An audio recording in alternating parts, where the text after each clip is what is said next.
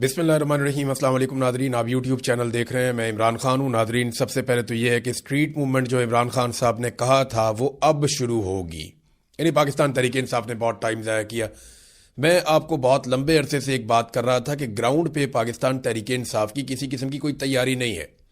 बेशक इनके पास बहुत ज़्यादा सपोर्ट है पब्लिक की, लोग अभी ये इलेक्शन करवा दें तो इनको बहुत ज़्यादा वोट पड़ जाएंगे, लेकिन तहरीक चलाने के लिए ग्राउंड पे जो तैयारी होती है वो पाकिस्तान तहरीक इंसाफ ने नहीं की। देखिए ना, इस वक्त जो निज़ाम है वो बहुत ताकतवर है, उनके हाथ में बंदूक है और वो हर तरह की बेशर्मी पे तुले हुए हैं। यानी वो इंसानों को गोलियां भी मार सकते हैं, उन्होंने मारी भी हैं।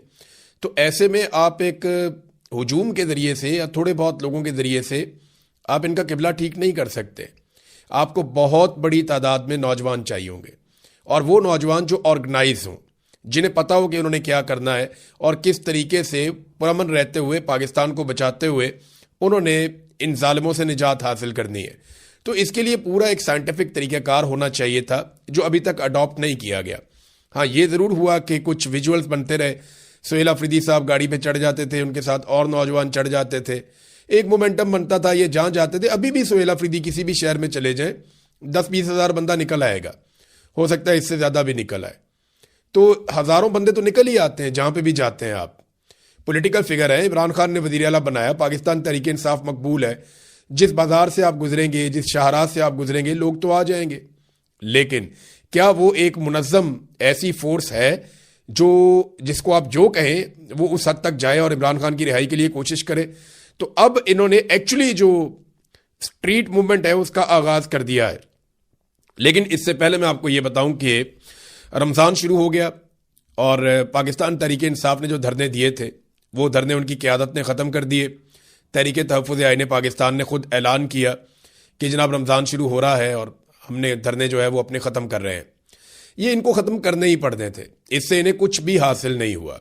मैं आपको बिल्कुल साफ बता रहा हूँ कि इस्लामाबाद में जो 3 धरने दिए गए, इन तीनों धरनों की औकात टके की नहीं थी और हुकूमत को इनसे किसी किस्म का कोई दबाव नहीं पड़ा।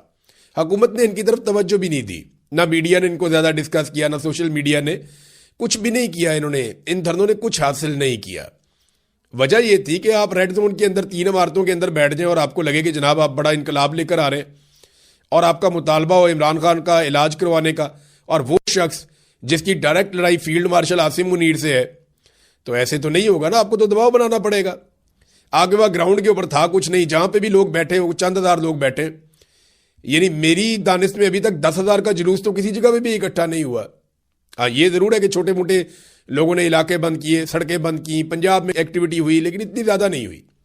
पंजाब पूरा चलता ही रहा। यानी अगर मैं कहूँ 90% चलता रहा है तो ये गलत बात नहीं होगी, और दूसरी तरफ 90% इमरान खान की मकबूलियत है तो ये भी गलत बात नहीं है।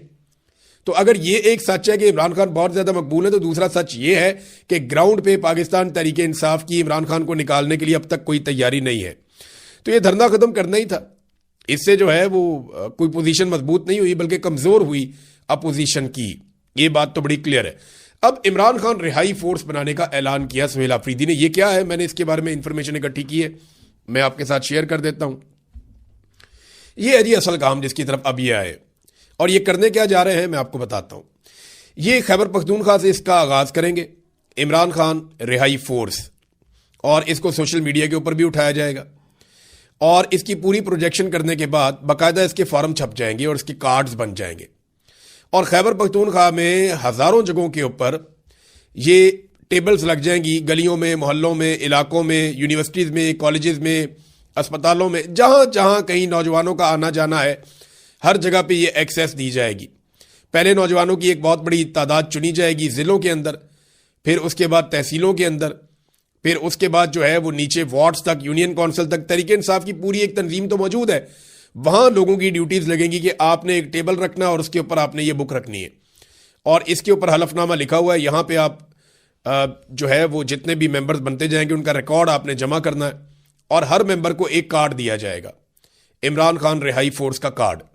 ये कार्ड उस मेंबर के पास रहेगा और उस मेंबर का पूरा रिकॉर्ड जो है वो पाकिस्तान तहरीक इंसाफ के पास रहेगा।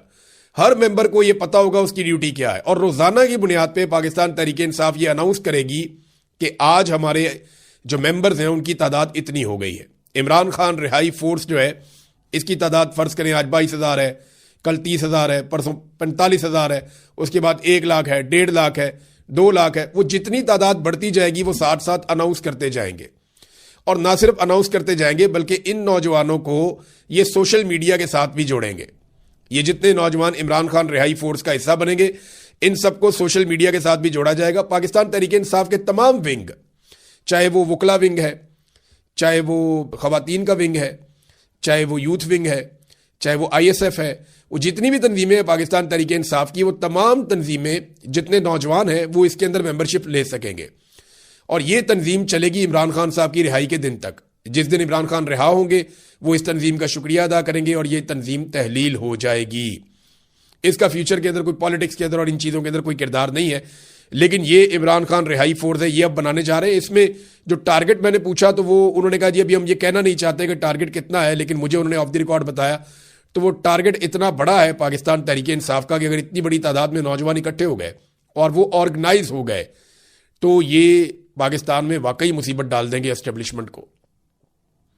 کیونکہ دیکھیں نوجوان پاکستان کی آبادی کا سب سے بڑا حصہ ہے اور نوجوانوں کی سب سے بڑی تعداد عمران خان کے ساتھ ہے، لیکن نوجوانوں کے پاس کوئی ایک ایسا پلیٹ فارم نہیں ہے، کوئی ایک ایسی جگہ نہیں ہے جہاں سے ان کو یونیفائڈ قسم کی انفارمیشن ملتی ہو، جہاں سے ان کو پراپر گائیڈنس ملتی ہو، جہاں سے پراپر طریقے سے ان کو چلایا جا سکے.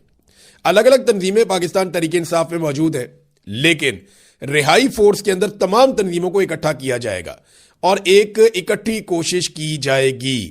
اب یہ ایک تنظیم ہے جس کو سہیل آفریدی بنانے جا رہے ہیں. انہوں نے کہا جی کہ اب یہ گھی جو ہے سیدھی انگلی سے نہیں نکلے گا. دیکھیں میں آپ کو ایک بات بتاتا ہوں کہ آپ کو تیاری کرنی پڑتی ہے. اگر آپ کو ایک مقابلہ کرنا ہے تو آپ کو اس مقابلے کی تیاری کرنی پڑتی ہے. آپ اس بنیاد پہ کہ کراؤڈ میرے ساتھ ہے آپ میدان میں اتر جائیں تو آپ کو مار پڑے گی نا.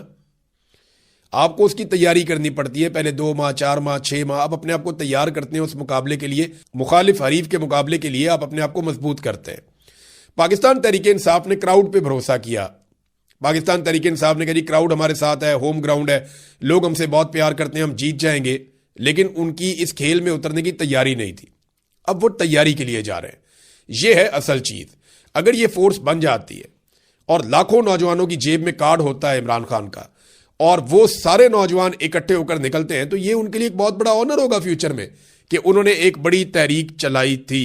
اب روزانہ کی بنیاد پہ یہ اعلان کریں گے اور تمام تنظیمیں اس کا حصہ بنیں گی اور پھر حلف بھی لیا جائے گا. جو میرے پاس انفارمیشن ہے پشاور میں ایک حلف نامہ ہوگا پہلے بہت بڑا، پھر الگ الگ ضلعوں میں جا کر حلف لیں گے. جتنے نوجوان فرض کریں ایک ضلع میں جو ہے وہ 25,000 نوجوان ہیں اس فورس کا حصہ ہیں عمران خان رہائی فورس کا، تو وہ 25,000 نوجوانوں سے وہاں پہ ان کو اکٹھا کر کے حلف لے لیں گے.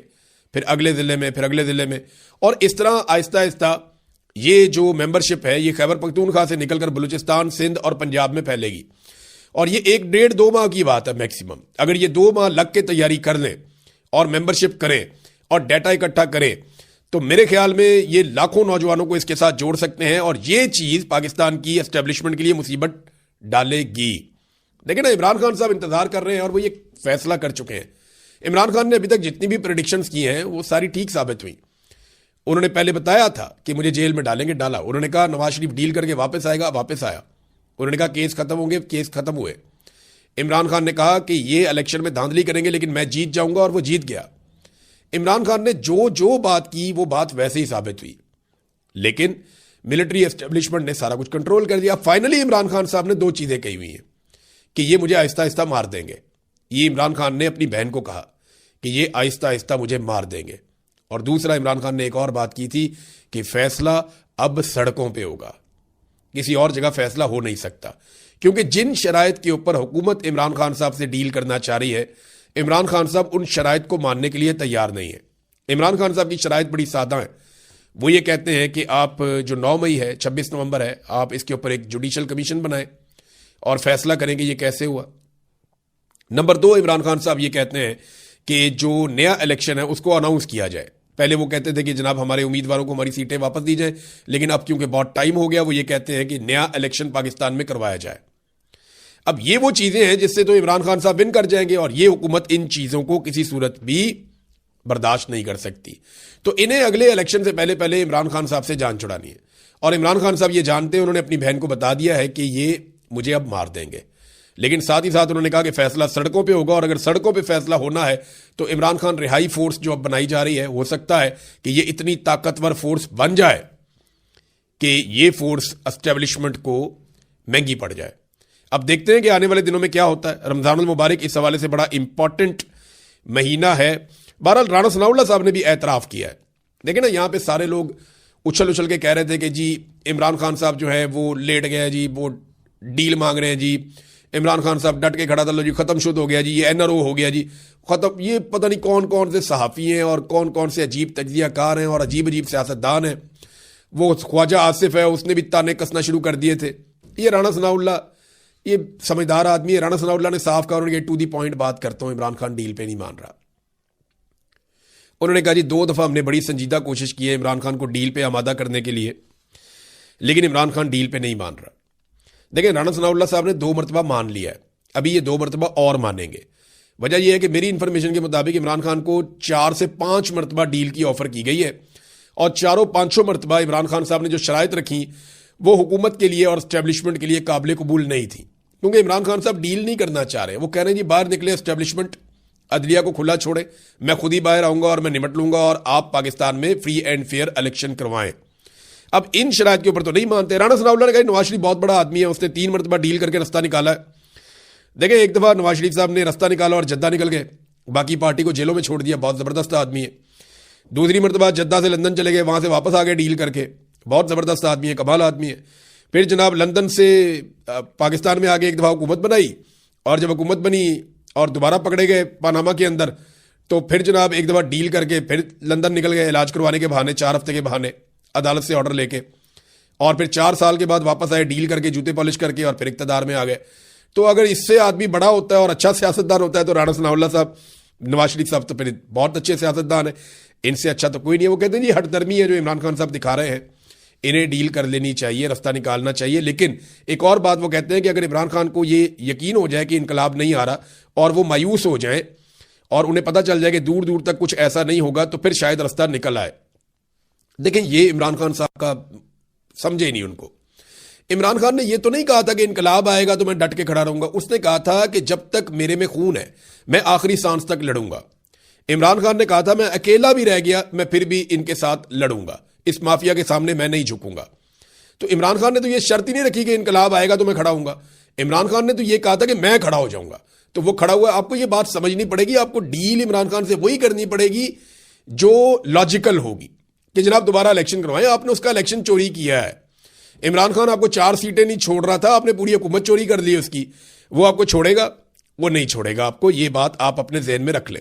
خرم ذیشان صاحب نے ایک بات کی ہے, اور پاکستان تحریک انصاف کے لیے تو یہ تکلیف دہ بات ہونی چاہیے. انہوں نے کہا جی کہ عمران خان نے اس مرتبہ میرے پاکستانیوں کہہ کر کوئی پیغام نہیں بھجوایا. اس نے اپنے عوام کو مخاطب نہیں کیا, اس نے اپنی بہنوں سے کہا کہ میرے لیے آواز اٹھائیں, کیونکہ عمران خان نے اپنے عوام کا بہت انتظار کیا ہے. لیکن ناظرین, سہیل آفریدی کے حوالے سے میں آپ کو ایک چیز بتاؤں. ابھی یہ بات بھی ہو رہی تھی, عمران خان کی بہن نے بھی کی کہ وہ آ کر بیٹھ گیا اور لگتا ہے کہ سہیل آفریدی کی جگہ لے لے گا. تو یہ گنڈا پور کے بارے میں بات ہو رہی ہے, اور میں نے آپ کو کل بتایا بھی تھا پچھلے ویلاگ میں کہ گنڈا پور کے دماغ میں یہ بات اسٹیبلشمنٹ نے فٹ کر دی ہے, اور اسٹیبلشمنٹ کے ذرائع یہ کہہ بھی رہے ہیں کہ سہیل آفریدی کو نااہل کرنے کے بعد گنڈا پور کو وزیر اعلیٰ بنایا جائے گا خیبر پختونخوا کا. جتنا میں پاکستان تحریک انصاف کو سمجھتا ہوں اور جتنے میرے رابطے ہیں, میری نظر میں کوئی بھی بن جائے گا تحریک انصاف میں سے وزیر اعلیٰ, گنڈا پور نہیں بنتا. اور اگر گنڈا پور کو زبردستی وزیر اعلیٰ بنا بھی دیا گیا نا, تو گنڈا پور صاحب کی سیاست تباہ ہو جائے گی. ان پہ بہت تنقید ہو رہی ہے اس وقت پاکستان تحریک انصاف میں. وہ اقتدار کی راہداریوں میں وزارت اعلیٰ کا رستہ ڈھونڈتے ڈھونڈتے اپنی سیاسی عزت گنوا بیٹھے ہیں. اور گنڈا پور صاحب کا بھی بڑا لمبا کریئر پڑا ہے, انہیں اپنی ساکھ خراب نہیں کرنی چاہیے تھی, لیکن وہ جوا کھیل رہے ہیں. اب اگر سہیل آفریدی کو نااہل کر دیا گیا تو کیا ہوگا؟ دیکھیں, سہیل آفریدی کو نااہل کر کے پاکستان کی اسٹیبلشمنٹ بہت بڑی غلطی کرے گی, کیونکہ سہیل آفریدی جتنا بڑا لیڈر اب ہے اس سے 10 گنا بڑا لیڈر بن جائے گا نااہل ہونے کے بعد. پھر لوگ اس کی زیادہ بڑے پیمانے پر بات سنیں گے, نوجوان اس کے ساتھ زیادہ طاقت سے کھڑے ہوں گے. اور پھر یاد رکھیے گا کہ سہیل آفریدی کے پاس کرنے کے لیے کوئی اور کام بھی نہیں ہوگا, پھر وہ یہ رہائی فورس کے اوپر ہی کام کرے گا. تو اسٹیبلشمنٹ کو یہ والا فیصلہ کرنے سے پہلے یہ والی بات سوچنی پڑے گی. ناظرین یہ جو ٹاؤٹس ہیں نا ان کے بارے میں ایک بات کہنا چاہتا ہوں. یہ بار بار کہتے ہیں نا کہ سوشل میڈیا عمران خان کو باہر نہیں آنے دیتا, بہنیں نہیں آنے دیتی, پارٹی نہیں آنے دیتی, اور کچھ صحافی ہیں وہ نہیں آنے دیتے. تو میں ایک بات کہتا ہوں کہ یہ کیوں یہ بات نہیں کرتے کہ عمران خان کو غیر قانونی طور پہ جیل میں ڈالا گیا. جو لوگ عمران خان کے حق میں بات کرتے ہیں یا یہ بات کرتے ہیں کہ اس کے ساتھ ظلم ہو رہا ہے, زیادتی ہو رہی ہے, ان کو یہ بلیم کرتے ہیں کہ یہ عمران خان کو باہر نہیں آنے دے رہے. اور جو لوگ ظلم کر رہے ہیں, جبر کر رہے ہیں, جو حکومت کے اندر ہیں, جو عاصم منیر اور ان کی اسٹیبلشمنٹ ہے, ان کے اوپر یہ تنقید نہیں کرتے. بھئی ظالم کے خلاف بولو نا, مظلوم کو کیوں نشانہ بناتے ہو؟ یہ ایک عجیب طرح کی بے شرمی ہے جو میں پاکستان میں اب لگاتار دیکھ رہا ہوں. ناظرین, دو خبریں ایسی ہیں جو میں آپ کے ساتھ